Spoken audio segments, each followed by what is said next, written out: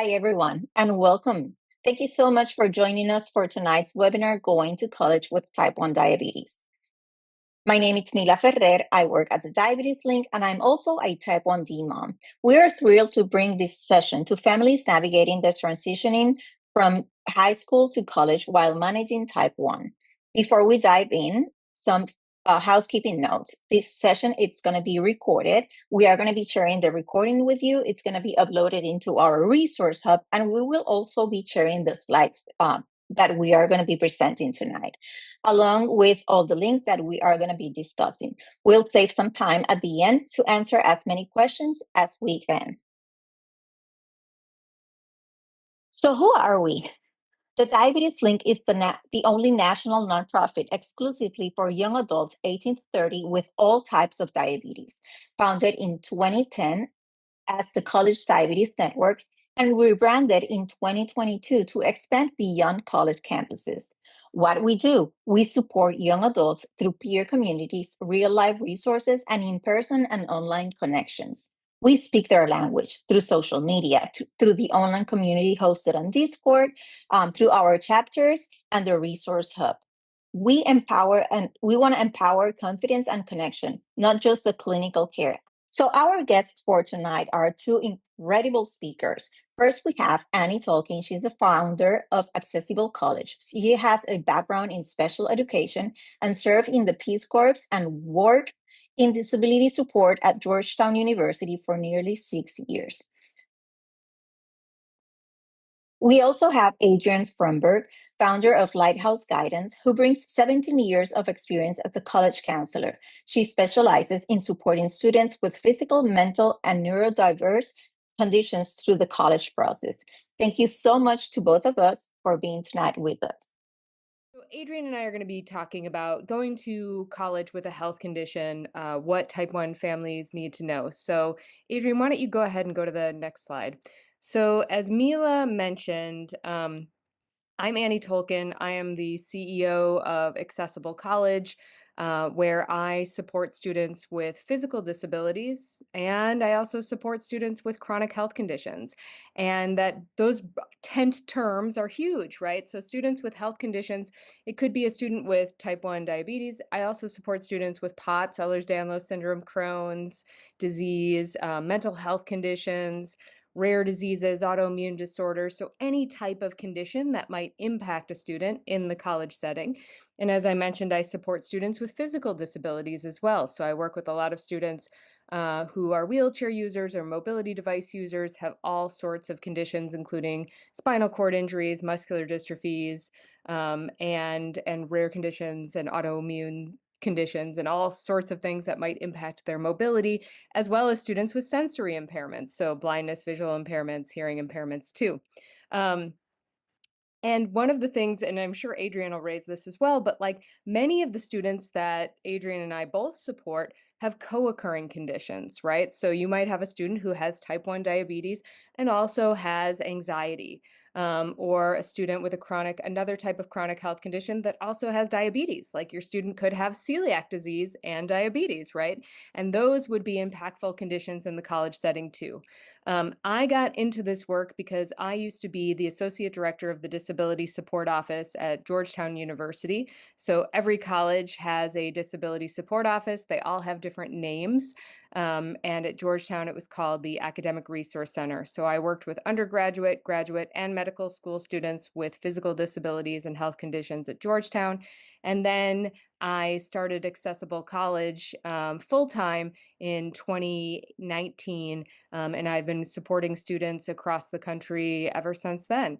And I often work alongside high school counselors or independent college consultants to provide guidance and support on thinking through students' accommodations, including academic, housing, dining, transportation, programmatic, and coaching students through thinking about their healthcare needs and transition to college. So that's me. I'll hand it over to Adrienne so that she can introduce herself. Thank you, Annie. I'm Adrienne Fromberg, and I'm the founder of Lighthouse Guidance. I started my career as a college counselor in a few different independent schools in the New York City area. And I started Lighthouse Guidance in 2017 to focus specifically on guiding students with special circumstances, whether that be health conditions, physical disabilities, learning differences, neurodivergence, and finding the right college fit. And during that time in 2021, my younger son was diagnosed with type 1 diabetes at 2.5 years old. He's now 7, and using the Omnipod system and Dexcom. So I just, kind of wanted to share that and my direct connection to working with students with type 1 diabetes. Um, and so now my expertise is helping students find the right school based on what they're looking for in a particular major, the location, any support that they might be looking for. Some of my families are looking for particular support on campus. And so some of the families I start with as early as ninth grade, but the bulk of my clients sign on during 10th or 11th grade, and work with me through the duration. And then also, I collaborate with Annie and have been doing so since I'm 2018. And oftentimes, I will pass the student to Annie to talk about which schools are the best fit from the accommodations lens, and making sure that the students are ready and set completely to make that transition in August of that first semester of college. So there's lots to be done, and the best advice Annie and I usually say is to start early. And so tonight we are going to address many things. So Annie's going to provide an overview of the laws, the differences from high school, which is IDEA, to the ADA when students matriculate to college. She'll also be sharing some data that would be relevant to this particular group of students and families. I'll be addressing post-secondary options that could include going to four-year college, two-year college, and other options. I'll briefly discuss a timeline and what students and families should be thinking about from ninth, 10th, 11th, and 12th grade.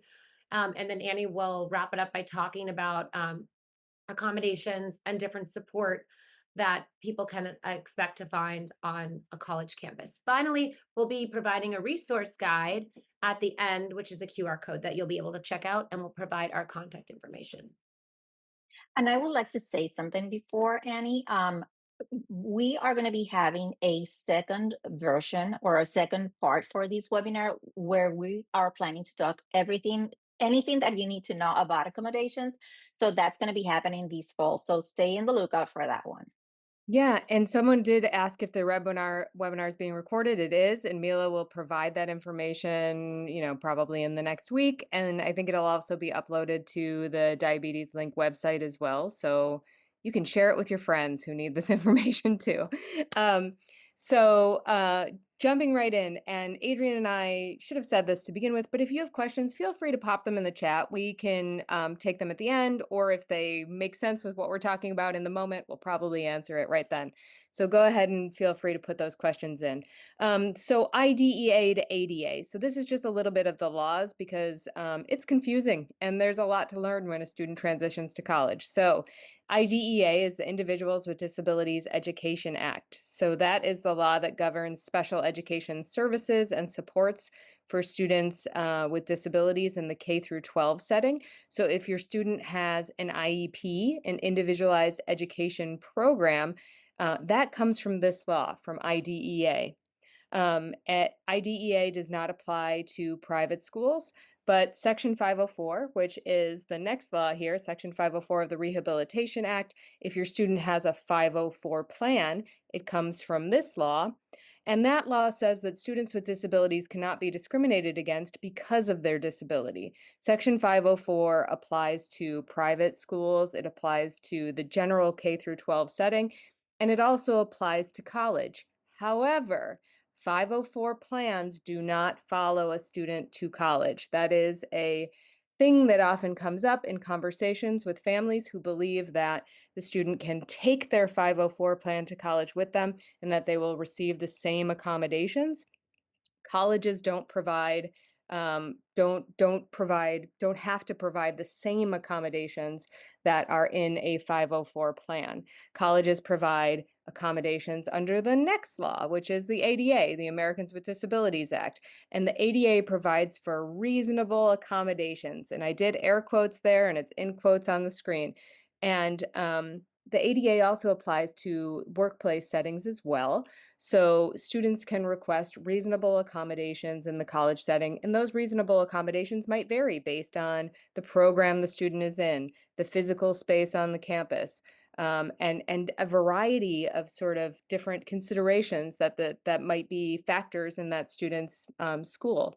So the other thing that I think I should highlight here too, especially for the type 1 community, is that colleges typically don't have like plans, health plans for students. So if your student has a diabetes plan in their high school, which often comes up for students with diabetes, students with seizure disorders, students with other type of health conditions, asthma, and other health conditions, those plans don't exist in the college setting. So that's why it's really important for students to start to think through how they're going to manage their diabetes independently and communicate their needs with college professors, university administrators, roommates, and things like that, which is why this conversation is so relevant. The other thing that I wanted to just put on everybody's radar, we have a bunch of parents here. So FERPA, the Family Educational Rights and Privacy Act. That's the law that protects the privacy of a student's educational record. In the college setting, this means that everything goes to the student. All the communication goes to the student, the grades go to the student, the bills go to the student. Even if the parent is paying the bill, everything goes to the student. And so, if the student wants to share that information with their guardian, then the student will need to sign a FERPA waiver with their guardian, typically through the registrar's office at that university. So this is just a quick and dirty overview of the laws that impact higher education. So go ahead to the next slide, Adrian. Before we move on quickly, Anna, I just wanted to mention, as you said about the FERPA, one of my students, I work with some students who have graduated from high school who are enrolling into college, and the student had not signed the FERPA waiver and was unenrolled from a summer online class because she failed to pay her tuition bill in time. So Oh, she had no. been doing the work in her online class and had not seen the notifications for the payment. So she had been weeks into the course only to be unenrolled. So it Oh, is a no. really great tip, as you said, to have that signed well before the start of school. Yep. Oh no, I felt bad for that person. So just a little bit more on the ADA. The ADA defines a person as a disability as a person who has a physical or mental impairment that substantially limits one or more major life activity. The key question and what the Disability Support Office folks are sort of looking at is how does the condition impact the student, right? So in this case, with diabetes, what are the functional limitations? How is that student impacted by having diabetes? Go ahead to the next slide, Adrian. We put in some potential functional limitations of diabetes just to sort of like give you guys a little bit of understanding of what we're talking about because that terminology is a little weird, right? We don't often think of ourselves as having functional limitations. And so that is the language of the ADA and putting that into normal everyday language. It could be the medical needs, the medication requirements, right? So the potential side effects of diabetes management. So we might have things like, weakness and fatigue related to having diabetes, or brain fog, or cognitive limitations. Or you might have neuropathy, nerve damage. So, like note taking, you might need support with that. Maybe it's extra time on an exam. Maybe it's a private exam room. There are a number of potential functional limitations that would then associate to specific accommodations.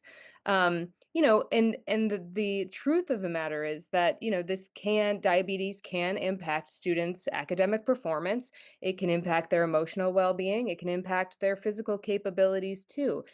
And the other thing to remember is that, like, if your student has co-occurring conditions, so let's say your student has dyslexia and diabetes, they would want to be requesting accommodations for both of those conditions, right? So there might be two things that we're sort of navigating, or three things, or more, and when we're thinking about that. But I wanted to provide a slide just on the functional limitations of diabetes. Adrian, do you have anything to add to that?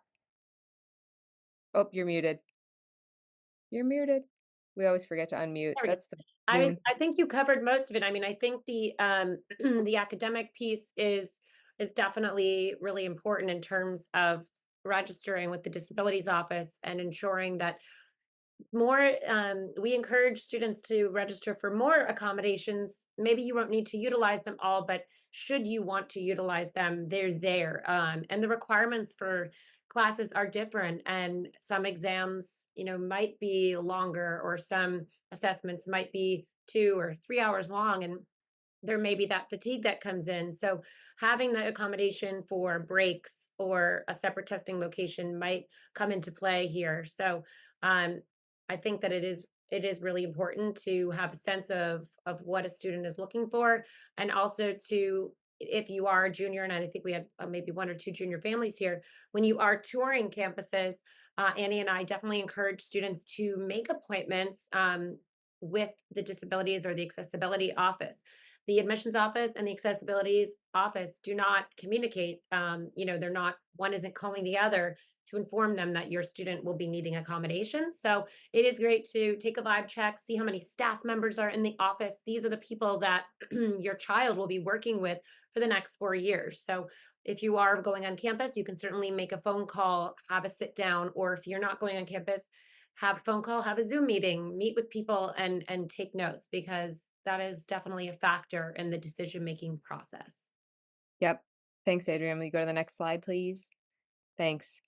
So we just wanted to give you a little bit of data too, because who doesn't like a bit of data, right? So we know that approximately 21% of undergraduate students report having a disability. So that includes students with learning disabilities, ADD, mobility or physical disabilities, psychiatric or mental health conditions, and chronic health conditions. 0.3% of college students, or 1 in 300 have type 1 diabetes.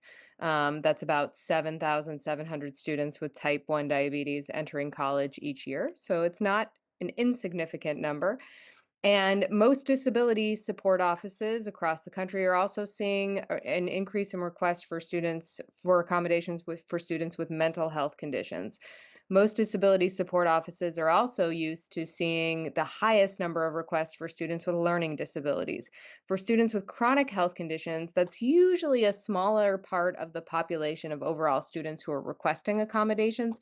And the reason that that's important is because the folks in the disability support office may or may not have experience with someone who has type 1 diabetes. So that might be one or two of thousands of requests that they receive for accommodations each year at that institution. So it would be important for students to think about that during their college search, engage, like Adrian said, with the disability support offices during the college search process, so that you can, understand how they approach their work, and get a sense of who they are and how that office operates. I often joke, you've seen one disability support office, you've seen one disability support office. There are about 4,500 colleges in the United States, and they all operate a little bit differently. So it's important for students to be informed consumers and to actually investigate as they're engaging in the college search.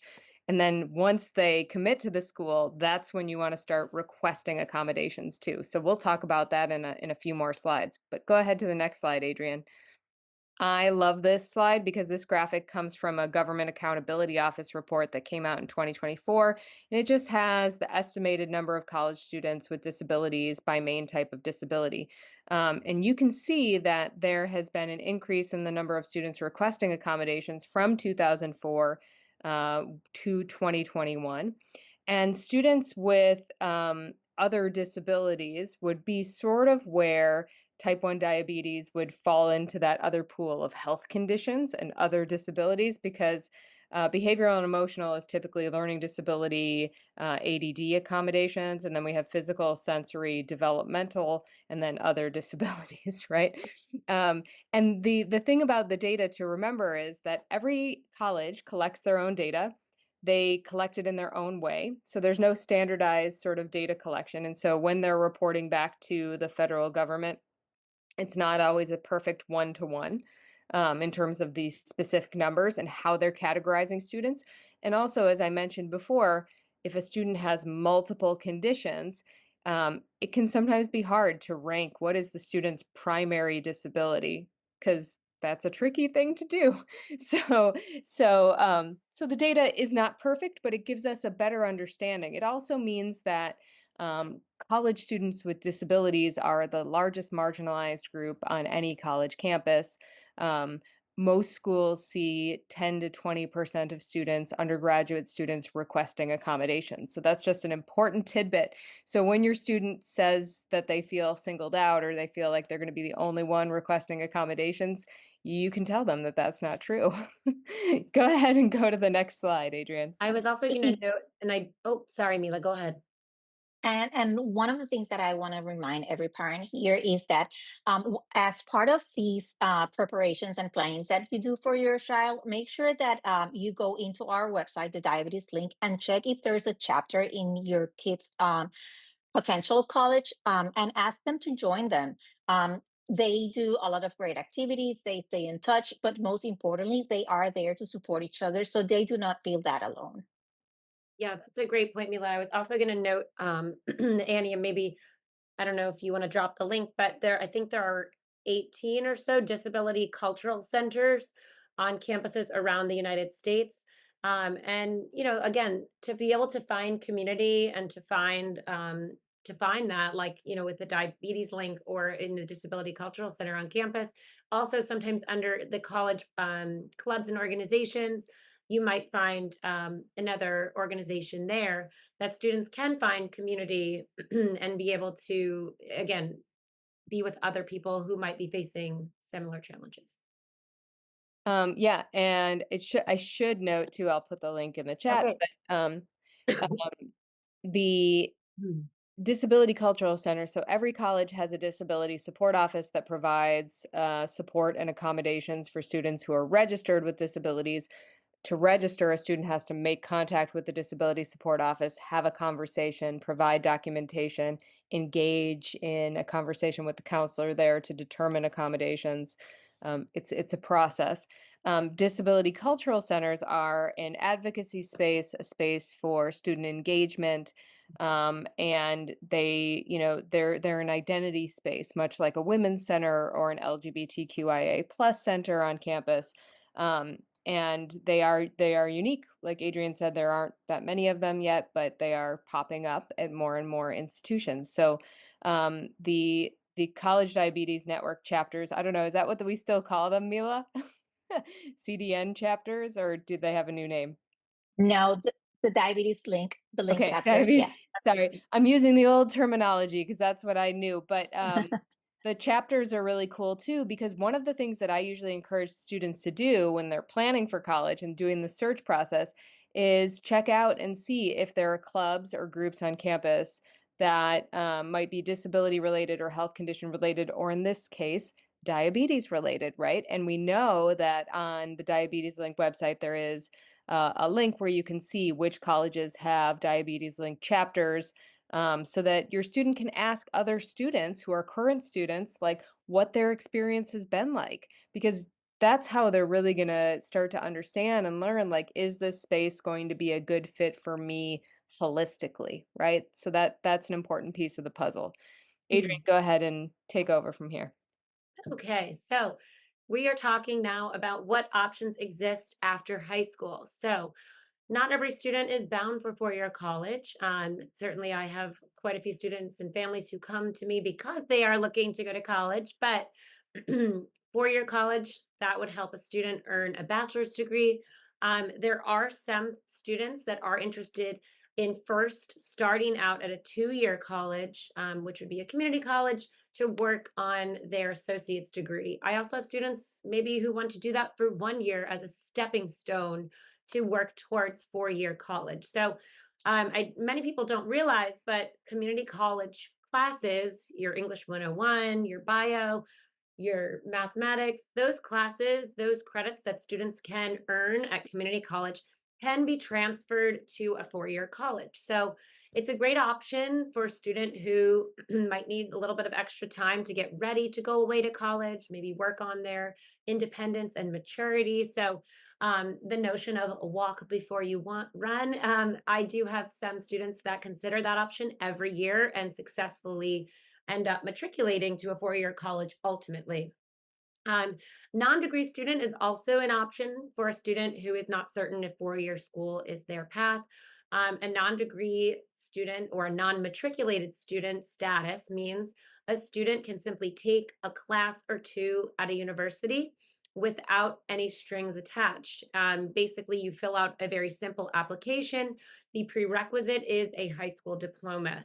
I have a student who's going through that process right now, looking just to take a couple classes at Pace University in New York City and just to try it out and see, is college something that I want to do? It's again a lower stakes option. Instead of moving into the dorms and living on campus, the student could live at home, take a class or two, and then decide ultimately if they would like to go on and pursue their bachelor's degree. A part-time student is another choice, which means instead of taking 4 or 5 classes, a student could take 2 or 3 classes. This is an accommodation that a student can request at the Disabilities or Accessibilities Office. For some students who do have chronic health or health conditions, they find that taking 2 or 3 classes is a lot more manageable for them, and it is something that they can do. Oftentimes, I see disabilities offices approving this and allowing the student to then be able to live in the dorms. Typically, to be living in housing on a campus, a student has to be a full-time student. So if you are interested in learning more about the part-time student status, I'd be happy to answer any questions that you have about that. Gap year options. So gap year is definitely growing in popularity. I would recommend checking out the Gap Year Association website, which I can drop into the chat. Um, Gap year means you have graduated college and maybe you have decided where you'd like to go to college. You can put down your deposit. May 1st is National Decision Day, which means that is the day that you have to put down your deposit for college, which you will be going to that following fall. Between the months of May and June, a student can request a deferral. Typically, a deferral is about 1 school year. Occasionally, I have students who would like to defer for 1 semester and start in the spring. But during that gap year, students can do a variety of things. They can travel, they can work, they can take on an internship, um, they can do some, they could volunteer. There are tons of options out there. I'm currently trying to plan someone's gap year who's very interested in uh, conservation, marine science, and looking for a year that would be able to help them reach their goals in that area. So it also allows students a great opportunity to try something out. They may think they want to be a marine biologist, but then they're on a boat for, you know, 2 weeks and they decide maybe marine biology or being on a boat is not for them. So it's a great opportunity to test out the waters. And then the final option I have listed here is vocational training. So some students say, 4 year, 2 year, any of these other prior options are not for them. They would like to pursue a particular trade or a vocation, and they would like to go to training for that. Sometimes the training program could be under a year long. Sometimes it takes a little bit longer to train for a particular vocation. So there are some great programs out there in the area of vocational training. If you have questions about that, I can answer those as well. So in terms of a high school timeline, I know this for many of you, you have seniors, but I'll just, kind of more quickly run through this. What I suggest for the students that I work with in ninth grade, I suggest students get involved in extracurriculars to kind of lean into the passions and the interests that they have, try them out, join a bunch of things and then kind of at the beginning join a number of things and then maybe narrow it down once you've decided what you really like. Schedule lots of time to study to do well in school. Planning a summer that's engaging and not focusing on sitting in front of an iPad the entire summer, whether that be in getting a job. Sometimes I have students who like to be camp counselors or start out as CITs. Some students like to work on something academically and to get involved in a summer course or summer pre-college program to test out an interest that they might have. Summer's a great time for that. There's also kind of a growing trend in the work that I do in college admissions for students to try out internships or to even get involved in studying something at the research level. Um, there are some pay to play programs there. But again, as a ninth grader, really just try to have fun to get involved with something that you're passionate about in the summer.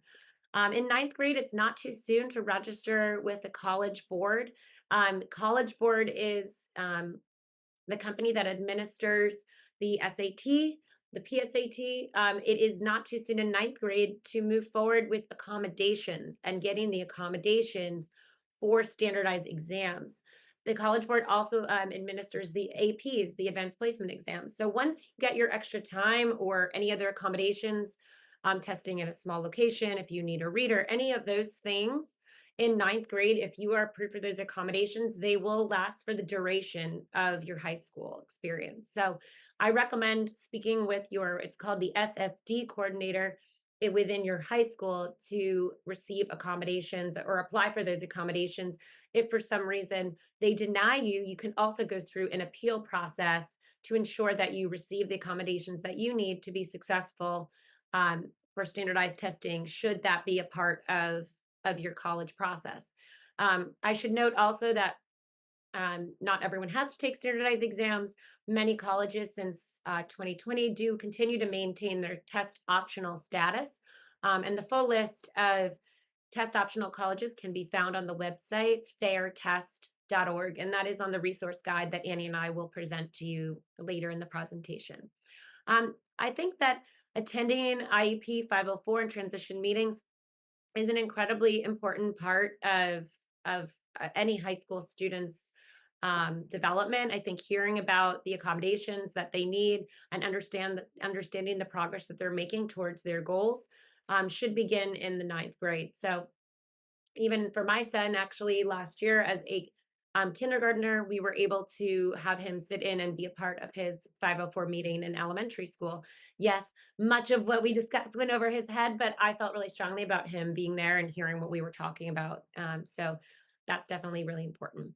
And then finally, in ninth grade, engaging in some sort of volunteer work is always a great recommendation.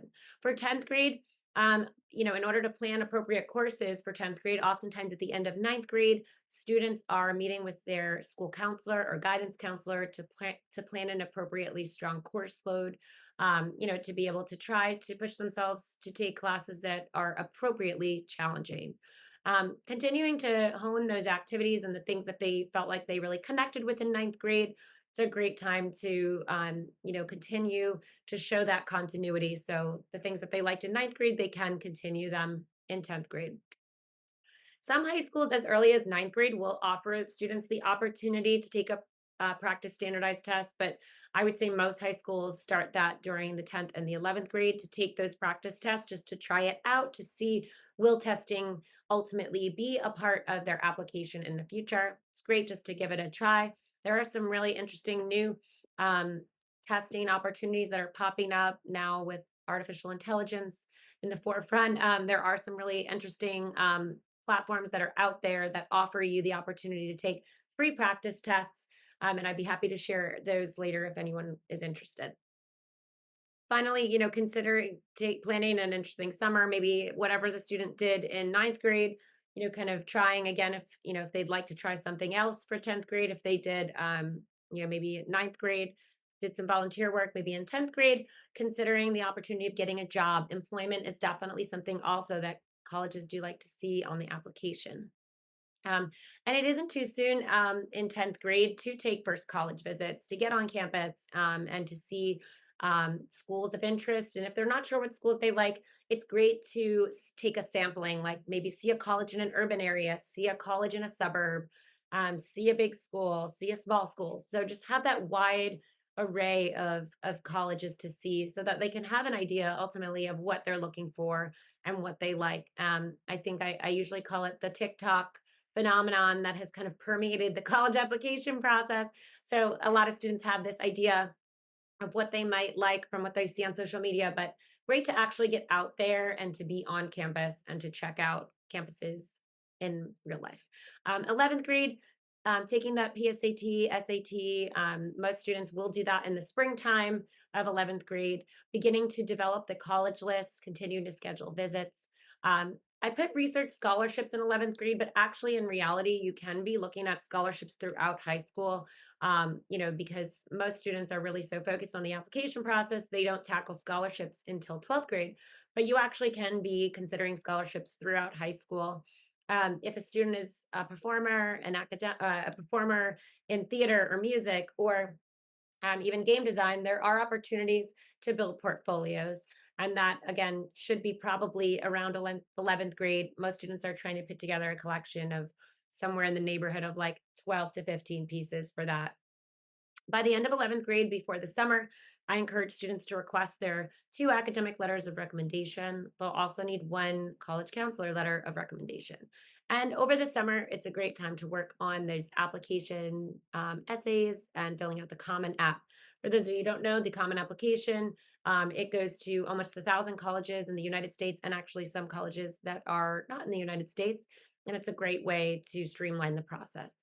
Finally, 12th grade, completing your standardized tests, applying for financial aid in the fall of senior year, completing your applications based on your deadlines, early decision, which is binding, early action, and non binding early application, and then regular, which is January. And then the National Decision Day, as I previously mentioned, is May 1st. And then certainly addressing the application for accommodations once you have deposited at your college of choice. I threw a lot at you. I always think, it's a great time to review. So I'll turn it back over to Annie to talk about accommodations, documentation, and support.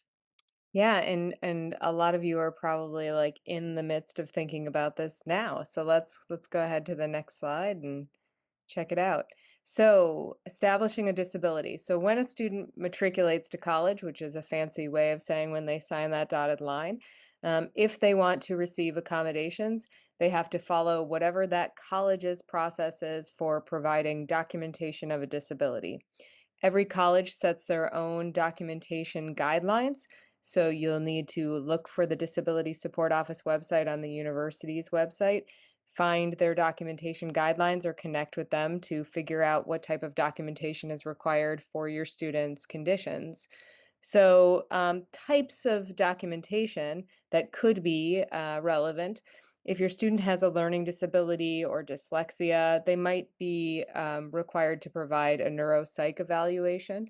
Most colleges require a neuropsych that was done within the last 3 years, so with the adult scales. And so if you have a high school student who also has a co-occurring learning disability, this could be an important thing to know that if their neuropsych was from 8th grade or freshman year of high school, that might not cut it for college. And again, you'll want to look at each individual college's documentation guidelines because they will tell you whether or not they will accept a neuropsych that is older than 3 years old.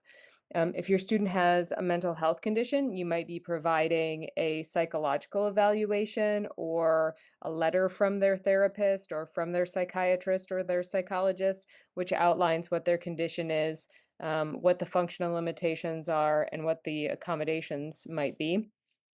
And for diabetes, we're likely talking about a letter from their healthcare provider that outlines the diagnosis, the impacts on the student, and the types of accommodations that the doctor is recommending to address those functional limitations. Something that's really important to remember is that college accommodations go beyond academics. So if your student needs specific housing accommodations, like let's just say access to a kitchen, or if they are seeking a private room for medication management and healthcare management needs for rest and recovery. That would all have to be outlined in that documentation letter that your healthcare provider is providing. Accommodations in college are provided on a case-by-case basis. So just because the doctor recommends it does not necessarily mean that your student will get that accommodation. So that's really important to understand, especially when it comes to housing, because housing is a hot topic. And the really important thing is to look at the Disability Support Office's website to know when what documentation is required, to know when the deadlines are. There's also supplemental documentation that could be helpful to provide to the disability office, like an IEP, a 504, a letter from their high school, the ACT or SAT accommodations. Those are not generally accepted as primary source documentation, but they might help inform the historical sort of analysis of what types of accommodations the student received in the past. So that could be helpful to the people in the disability office. Adrienne, can you go to the next slide? Support in college, something that's really important to understand. And I think like a lot of parents think things were maybe the way things were back when they went to college. And I have to say, like, college in 2025 is very different from when I went to college. And so this slide is meant to just like give you a little synopsis. So all colleges provide reasonable accommodations under the ADA. Most colleges have some sort of educational supports for students, like a writing center or a tutoring services, usually for math or chemistry or orgo, things like that. Some colleges have academic support services where the student can actually meet with a professional or attend workshops for things like time management, study skills, college reading strategies, test prep. Some colleges also have support services for students specifically with learning disabilities or autism and ADD. And sometimes those programs are fee-based programs, so they're an additional fee. There are some schools that have free programs that you have to still apply for in addition to applying to that college. Um, and some of those programs offer academic support, coaching, mentoring. And then there are outside college support programs too, where students might have executive function coaches who are supporting them, or other supports like that, tutoring supports.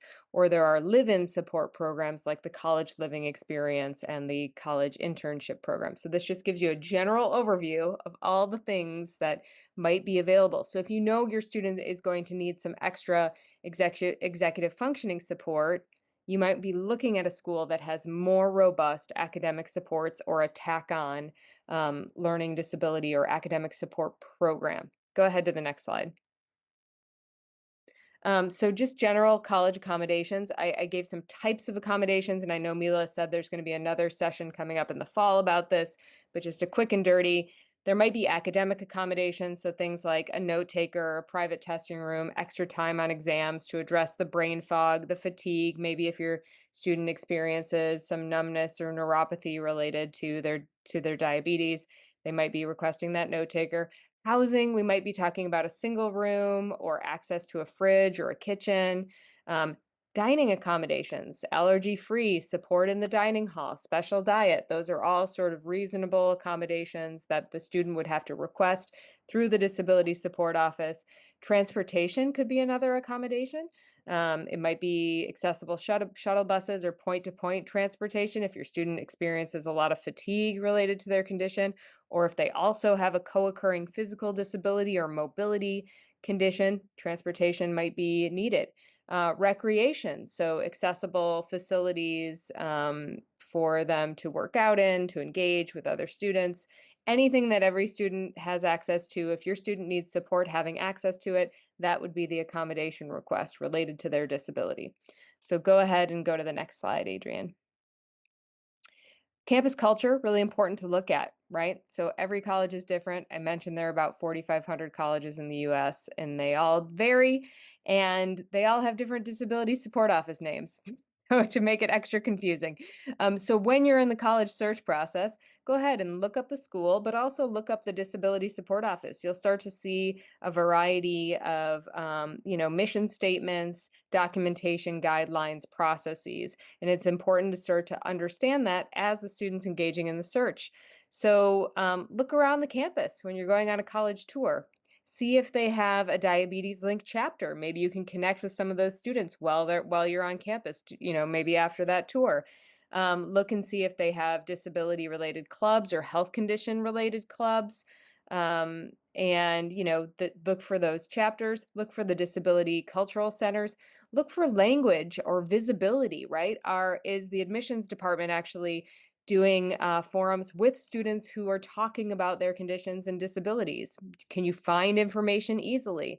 When you go and visit the campus, does it seem accessible? Are there students who are talking about, their experiences with that campus. So that would be an important thing to gauge. Go ahead to the next slide, Adrian. I just also wanted to mention, as a mom of a T1D, like we're always also concerned about like proximity to a pharmacy. Obviously, some of you probably are using PillPack or some recurring delivery system, but in terms of the situations where you need to grab something, you need to get insulin, like practice taking a walk, see how close it is to campus, because that definitely is something to consider.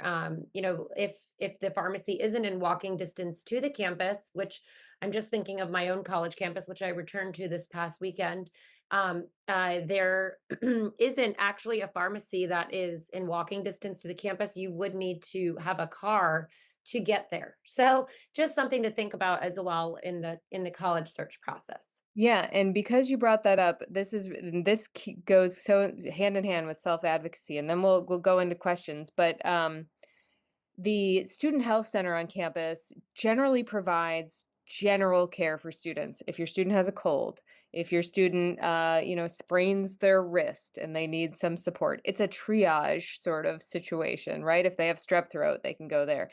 They're not typically helping someone manage diabetes or their other chronic health conditions. They may or may not have a pharmacy on campus. So that's like another thing. So if you're concerned about sort of this medication management, how is your student getting the meds? Who's checking in with them? How are they checking up?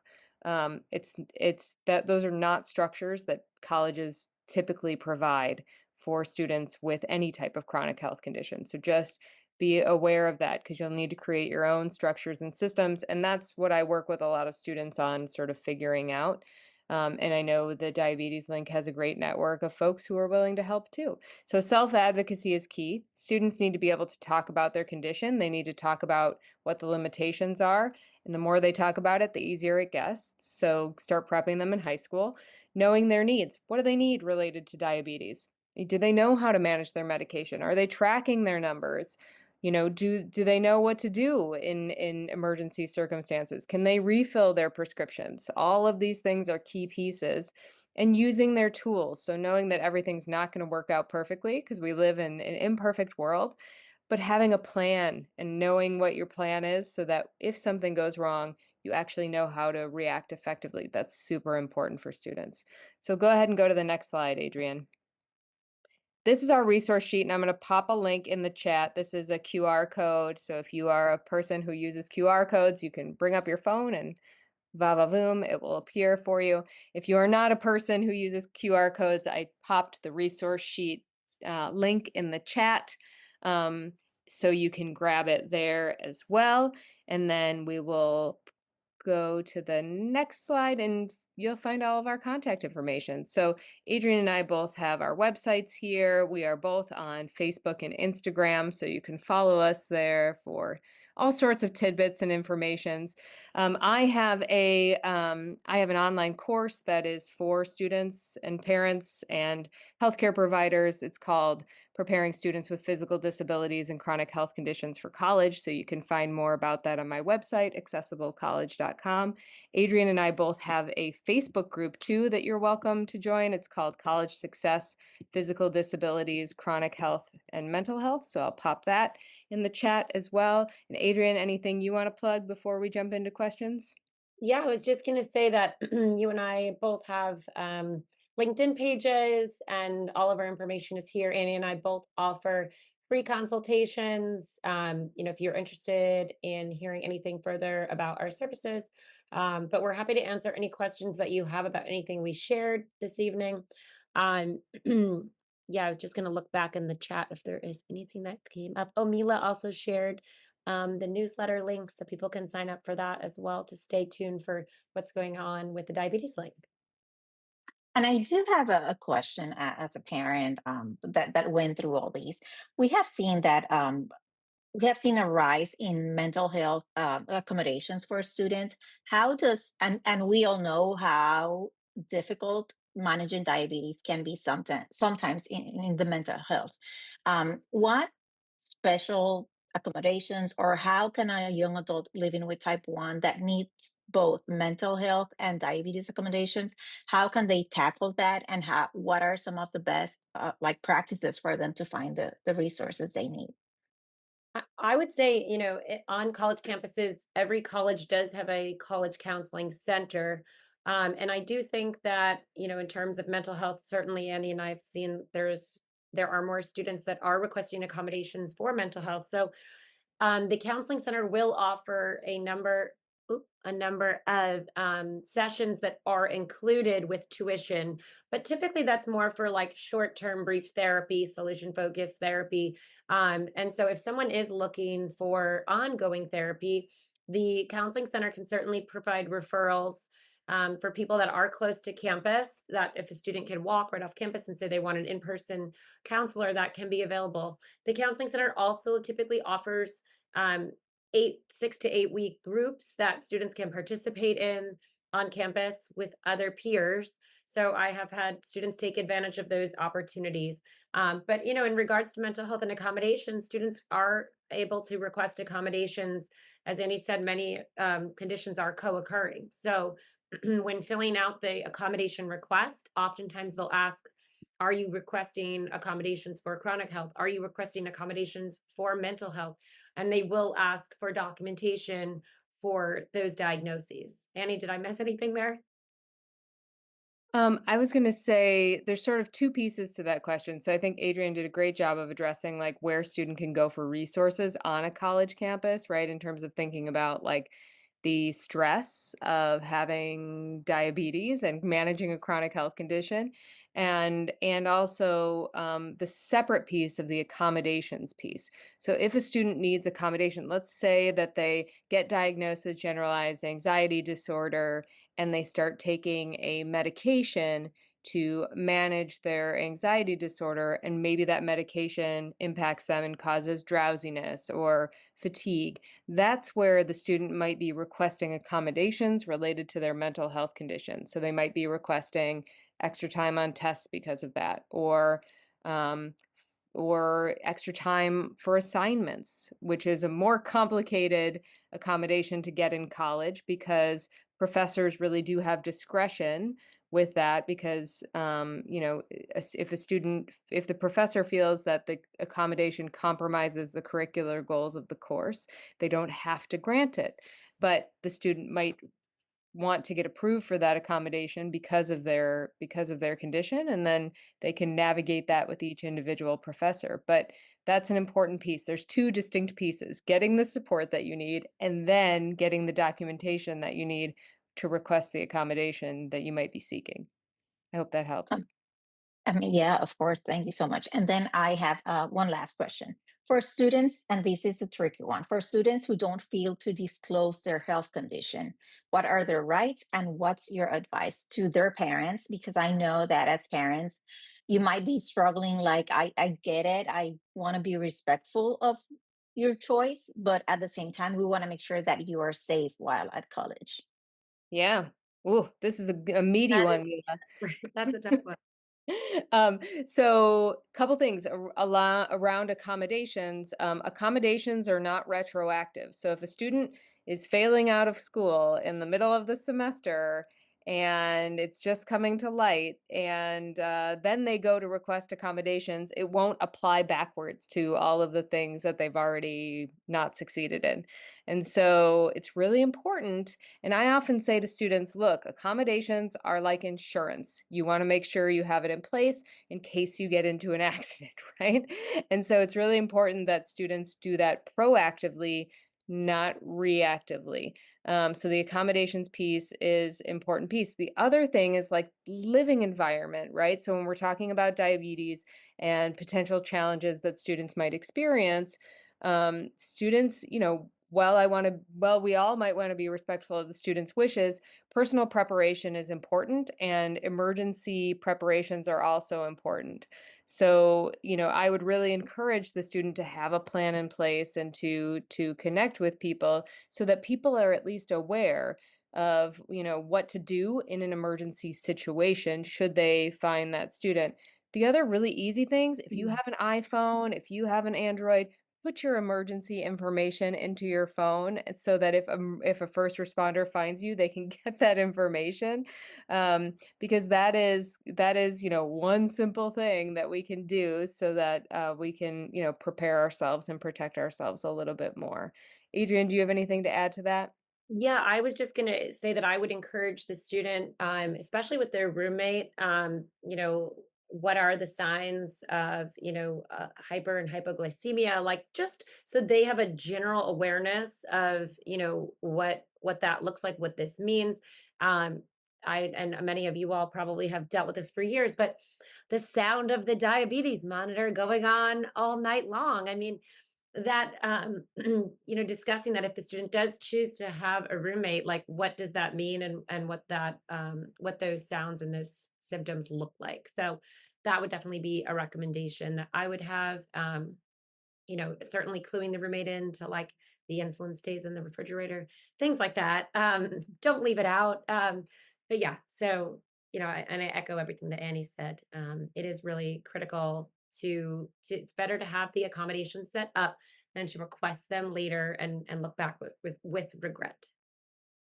Thank you again to our speakers, Annie and Adrian, for their time and expertise tonight. And thank you to all of you for joining us and asking such thoughtful questions.